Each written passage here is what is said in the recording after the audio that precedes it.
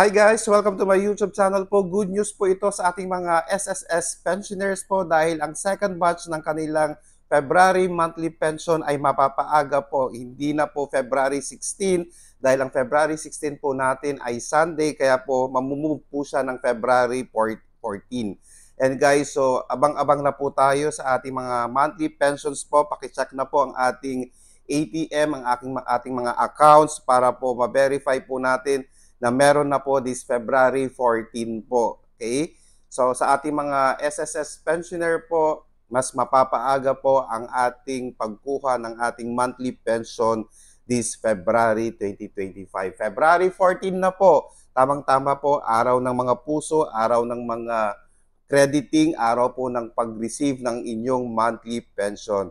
Maraming salamat po and stay safe. Please do not forget to subscribe, like, and share para po lagi po kayong updated. Bye-bye po!